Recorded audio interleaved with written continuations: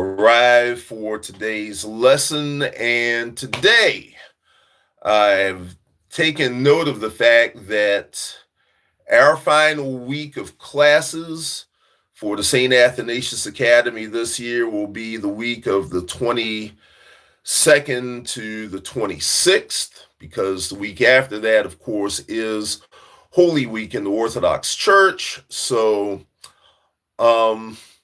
I actually had a couple of more lessons to go over, and I wanted to go over them in detail, but unfortunately, looking at the very short length of time, I have to squeeze some lessons, some thoughts in. I do have very little time to do this. So what I'm going to do, I'm going to squeeze in a lesson on Nubian Christianity and also North African Christianity before the Arab invasion. So those are the two things I want us to look at today. And a couple of books that I highly recommend for this particular part of African Christian history. First of all, The Roots of Nubian Christianity. Salim Faraj is the author. There's actually a video that Salim Faraj has done. You can find it on YouTube. Look up Nubian Christianity, Coptic Orthodox Church.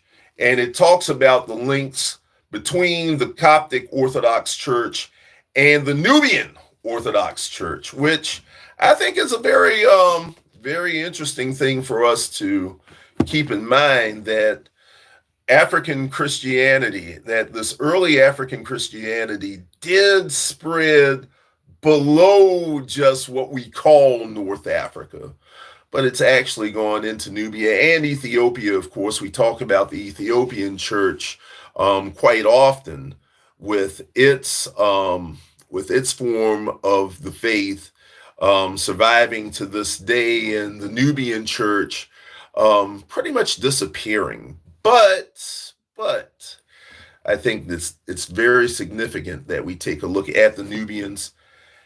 Paphanitus and the monks of Upper Egypt. Very important book. It's the sister book to Dr. Salim Faraj's work.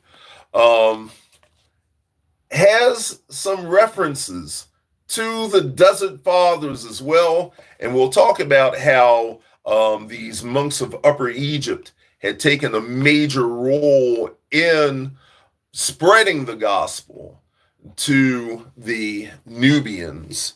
And Ancient African Christianity by Will Hite.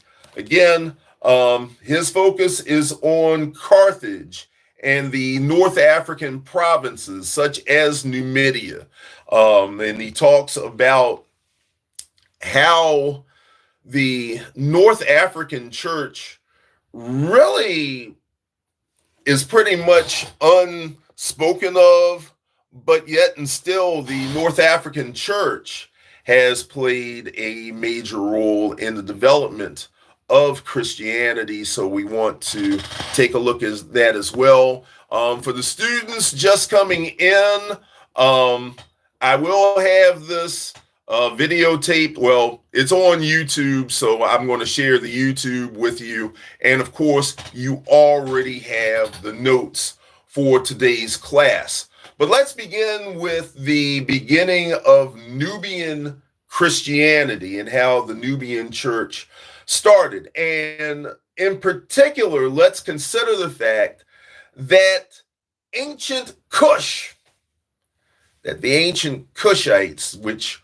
were known by the Israelites, that the Nubians certainly are a people that not only did the Israelites have contact with, but the early Christians would have had contact with the Nubians as well.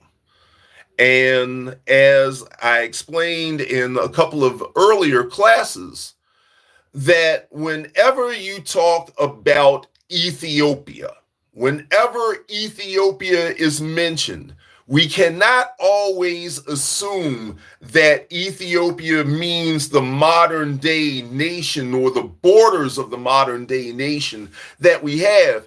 Ethiopia, anything below the first cataract, anything below that first series of rough, unnavigable waterfalls and rapids along the Nile River was considered Ethiopia. Ethiopia simply meant land of the burnt-skinned people, land of the dark-skinned people. So just as the apostles Mark and Matthew, just as they were evangelizing in Egypt and Ethiopia, we also have to consider the fact that somewhere along the line, the Nubians were also being evangelized. We talk about Saint John de Rada, the Ethiopian eunuch.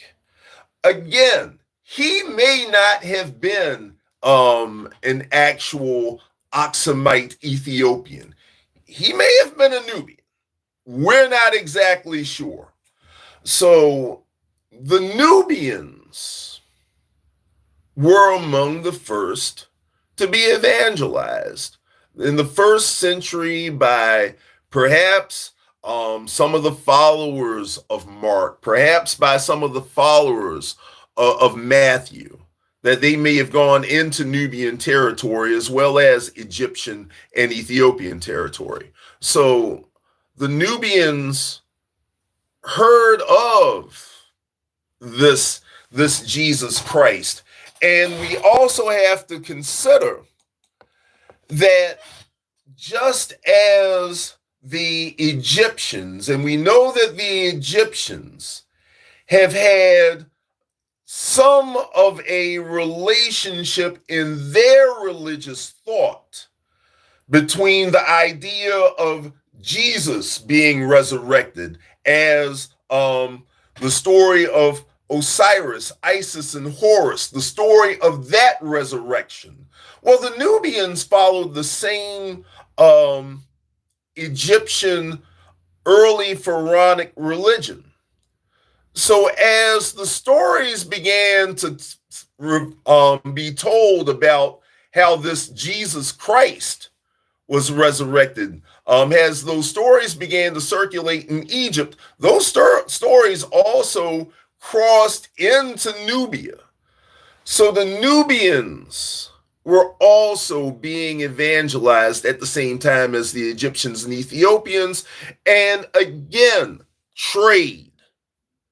Where you have a trade of goods, you also have a trade of ideas. You have a trade of thoughts. So the Nubians, all of that information trickling down along the Nile River, all that information going between the Egyptians and the Ethiopians. What's between Egypt and Ethiopia? Nubia. And you had three Nubian kingdoms, by the way. You had the kingdom of Nobadia, which was the northern kingdom, Makuria, which was the central kingdom, and Alwa was the southern kingdom. So things were being traded, ideas were being traded. The stories of Jesus Christ being born and resurrected were coming into the Nubian kingdom. Not only by the first century evangelist, but also, and I would dare say more importantly, by the Egyptian monastic movement. By the Egyptian monastic movement. In particular, Abba Shinawat. Abba Shinawat was known specifically for his teaching of the Nubian people. Not only Shinawat, but also Paphnutius, and again, his book, which was part of my research for this class, there are certain sections where he has actually reached out to evangelize to the Nubians. And Abba Macedonius is another one of the monks of Upper Egypt that brought the faith further south. And there's a collection of stories of how the Nubians were evangelized.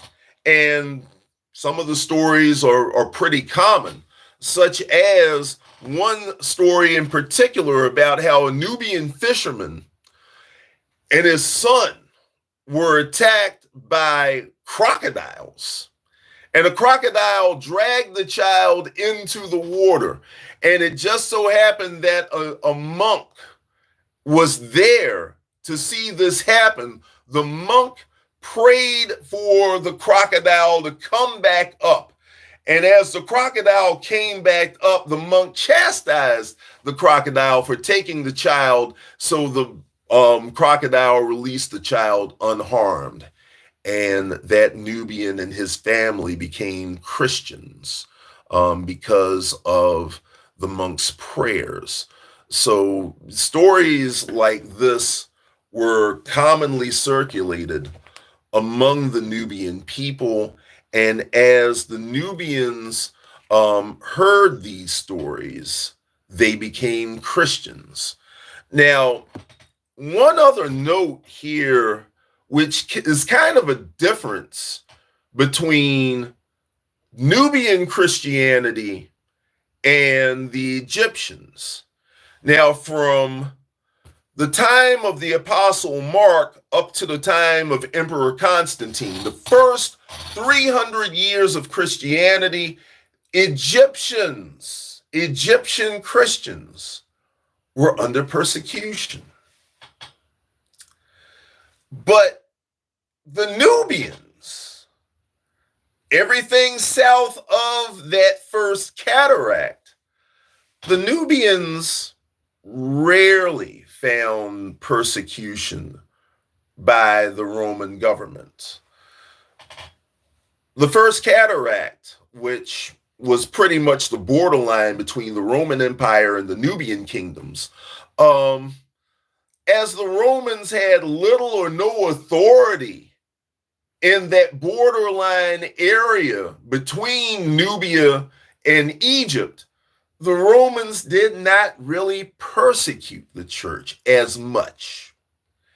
And then once when you cross the border into Nubia itself, the Nubians, at least to this point, we have no record of the Nubians persecuting the first generations of Christians up to about the 3rd century, the 4th century, and even going into the 5th century.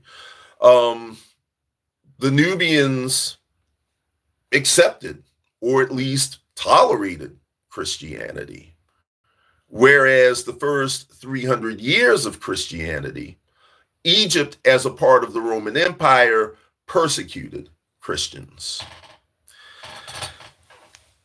There's a level of tolerance among the Nubians for the Christian church, and that level of tolerance even goes to the time, well, first it goes to the very head of the Nubian people. The last pharaoh, or the triumph of the last pharaoh, according to Salim Faraj, King Silko, Pharaoh Silko, was the last of the, I won't say he was the last of all Nubian emperors, but certainly Silko was the last of that old pharaonic mentality, the last of that old pharaonic faith, where Silko in 537 AD had a war with a neighboring kingdom, and he won that war. And in the style of Emperor Constantine, Silko declares that God gave me the victory. That he wrote, God gave me the victory in Coptic, in Greek, and also in a Nubian language on the temple of the island of Elephantine. Elephantine is a primary worship center for the Nubian people. And Silko gave glory to the Christian God as the one that gave him the victory. So at all levels of Nubian society, Christianity was welcomed, and in places where it wasn't directly welcomed, it was at least tolerated.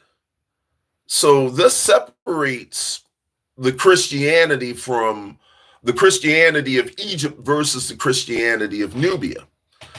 But we really don't see a big division between the Monophysites, well, I should say the non-Chalcedonians versus the Chalcedonians. As we do in Egypt, you don't see quite that division. Although some scholars might argue with me on that one. But in our previous lesson, we talked about how there was the division between the Chalcedonians and non-Chalcedonians, or the Monophysites and non-Monophysites. Again, Monophysitism is the belief that Jesus, his divine nature, absorbed his human nature to be one nature, whereas the Chalcedonians, or what we now describe as us Eastern Orthodox, we believe that Jesus Christ is of two natures, fully human, fully divine. Whereas this was something that the Egyptians argued about and even divided the church about, the Nubians tolerated both points of view. In fact, two of the Nubian kingdoms would officially become monophysites. Those were the kingdoms of Nobadia and Alwa. Those, both the northern and southern kingdoms of Nubia became monophysite or non-Chalcedonian. However, the middle kingdom of Nubia, Makuria, they sided with the Chalcedonian church. And furthermore, the Makurians would eventually become the dominant kingdom of Nubia. Now, this came about in part because of the Byzantine Emperor Justinian and his wife Theodora. And you'll learn more about Justinian and Theodora when you take your Byzantine history courses. Justinian sought to restore the borders of the old Roman Empire. He would eventually conquer those parts of Italy, Spain, and North Africa, which would eventually be lost to the rest of the empire due to the Vandals and other invaders. But Justinian also sought to bring a Christian unity with the Nubian kingdoms, and part of that was to send missionaries to Nubia to get them aligned with the Orthodox thought, the Chalcedonian thought of Christ being of two natures. However, his wife Theodora was of Egyptian descent, and she sided more the um, with the non-Chalcedonians. And it just so happened that she was able to send non-Chalcedonian missionaries into Nubia before her husband could send the official missionaries with the official church line. Now, why or how did this come about?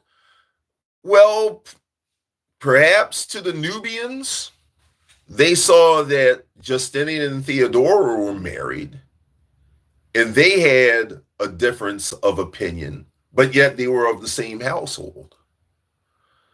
So if it was possible for them to survive with each other, then why not for the Nubians themselves? There is one particular argument, and I want to bring this up from Salim Faraj's book. There's another historian on this topic by the name of Dr. Vince Bantu. Dr. Vince Bantu is not an Orthodox minister, but he is a highly regarded historian, as is Salim Faraj, and you can tell by his name, no, he's not Orthodox either. In fact, he's not even Christian. But the Nubidian king, I think it was the Nubidian king that considered the Tome of Leo to be an evil document. that the Nubidian king rejected the Chalcedonian statement of Christ being of two natures. He considered this to be, he pretty much said that only a wicked king would give such a ruling. But again, the Nubians also saw the strife that was going on in Egypt. So the Nubians were more tolerant of both explanations of the Christian faith. So the Nubians accepted the balance between the two. It was probably because of this that the Nubians were able to, as they continued to trade throughout Africa itself, that they were able to evangelize as far west as Senegal and as far south as what we now call Nigeria. Not that these countries would completely adhere to Christianity for the remainder of their existence. We all know that Senegal in particular has become a very important stronghold of the Islamic faith. And also in the southern section of the southwestern section of Nigeria, where some of my ancestors are from, the Yoruba religion continued strongly. So it's not as if the Nubians were able to convert other countries, but the Nubians were able to at least send missionaries and evangelists to a couple of other areas of the African continent. And this is in part because the Nubians had a balance between the Chalcedonian and non-Chalcedonian churches. When you have peace, when you have agreement with one another, you're able to evangelize better. But as long as you have too much infighting, then there's a risk that your evangelistic efforts as well as your kingdom will eventually fall apart. I think it was Abraham Lincoln that said it best. A house divided cannot stand.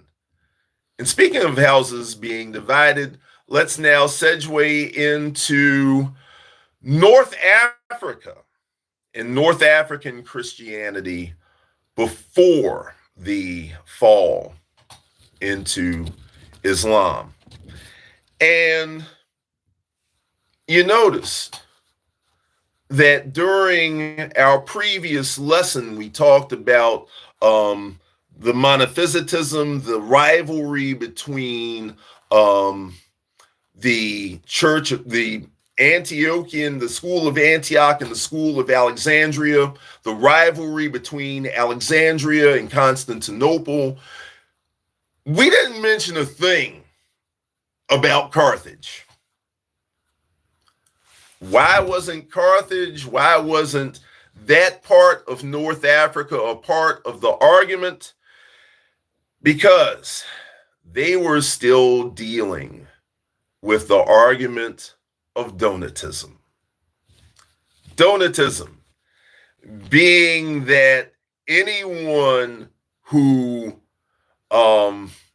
does not hold on to the faith in times of persecution, anyone who caves in and gives homage to the emperor of Rome and denies Jesus cannot come back into the church. That is Donatism. Of course, Cyprian of Carthage, and that was a few lessons ago, Cyprian of Carthage boldly stood against the Donatists. And unfortunately, when you have a heretical teaching, they don't always disappear. And Donatism did not disappear from North Africa. Unfortunately, there were some Donatists who claimed that there were Christians who participated in some of the worst persecutions, the Diocletian persecutions just before the arrival of Constantine. And those were the bloodiest, among the bloodiest of persecutions. Yeah, there were Donatists that were saying that, well, a lot of Christians sold out and would eventually take the side of the emperor and give up on Christ, that they sold out their faith. And this became the root of a lot of infighting in North Africa. Who is more Christian than the other? To a point where there was even a Donatist pope in Rome. And this Donatist pope gave orders, of course, to the Donatist bishops in North Africa. So you had a lot of infighting going on in Carthage and in North Africa. And along with that infighting, you still had this streak of nationalism, of nationalistic pride. The North Africans, the Carthaginians, still remembered that there was a time when they ruled the Mediterranean. The Western Mediterranean was their playground. And here these upstart Romans thebuilt an empire, conquered them, burnt their city down to a cinder, then had nerve enough to rebuild their city on the ashes of the old city. So there was still a rivalry between Rome and Carthage. But unlike Alexandria versus Antioch or Alexandria versus Constantinople. It was more of a one-sided rivalry because Rome dominated. And the native North Africans, the native Punics, the people of North Africa, resented that. This was one of the reasons why you didn't have that same flourishing of monasticism that you had in Egypt. St. Augustine, for all of the efforts that Augustine tried in the deserts of around Hippo, in the places around what is now modern day Algeria, there were some monasteries around Carthage, around places in Numidia, in also in Mauritania, which of now Morocco. There were some monasteries, but they did not have the same influence that the Egyptians would have. And then furthermore, the Roman government used brutal military force to silence the Donatists. And while Augustine supported that military force against the Donatists, he still, like so many other North Africans, had a resentment against Rome and its great authority over them. Now, with this sense of resentment against Rome, anybody who would fight against Rome would be something to some people of a hero. I think it's an old Middle Eastern idea that the enemy of your enemy is your friend. Well, here comes the unfriendly friends, the Vandals. The Vandals invaded from present-day Western Europe. I think they originated in Germany and then going into France. They would eventually go into Spain, and they crossed the Straits of Gibraltar into North Africa. Roughly, the Vandal invasion took place about between 429 and 430 AD is the Vandal invasion. You would think that with the military as strong as Rome, they would have prevented such a thing from happening. But please keep in mind, at this time, the Roman military is not in very good hands. In fact, the western part of the Roman Empire goes through many leadership changes, goes through many intrigues, and because of that poor leadership, the Vandals are able to cross right into from Gibraltar into Carthage, into Cyrene. And then furthermore, as I said, there were Punics. And I think in David Wilhite's book of Ancient North Africa, the Ancient North African Christianity, he calls them, and this is a term that's used even to this day, the Moors. The Moors supported these Vandals in their attack because the Vandals were seen as liberators. Again, the enemy of your enemy is your friend, right? Wrong. Big problem with the Vandals. The Vandals are Arians. The Vandals still believed the heresy that Jesus Christ was the chief of created beings, but still a created being. That Jesus was not of the same substance and same essence with the Father. Now, of course, that was disproven during the First Ecumenical Council. That was disproven largely in part by Athanasius the Great, an Egyptian, a native Egyptian who was called, of course, the Black Dwarf. But yet and still, the Arians apparently didn't get the memo, they didn't get the email, so they still had this Arian faith.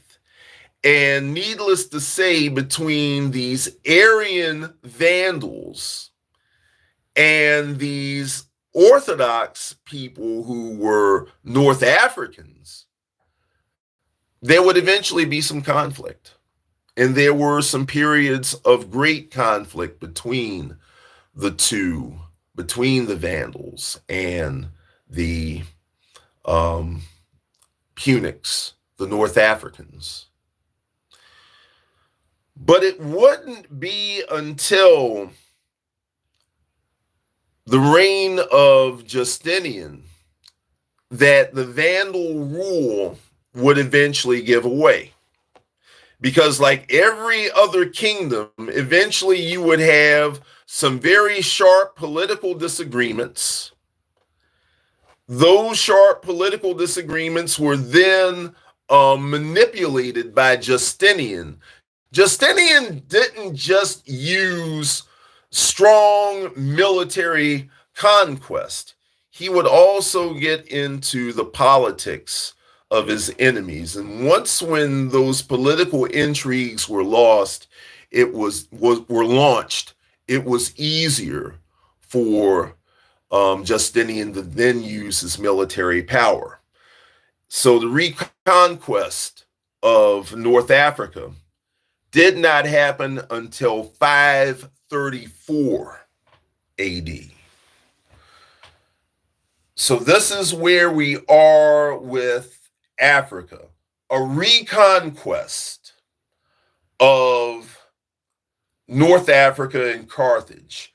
We have Nubia becoming solidly Christian, though a mixture of both Monophysite and Chalcedonian. Ethiopia goes along with the Monophysites, with the non-Chalcedonians.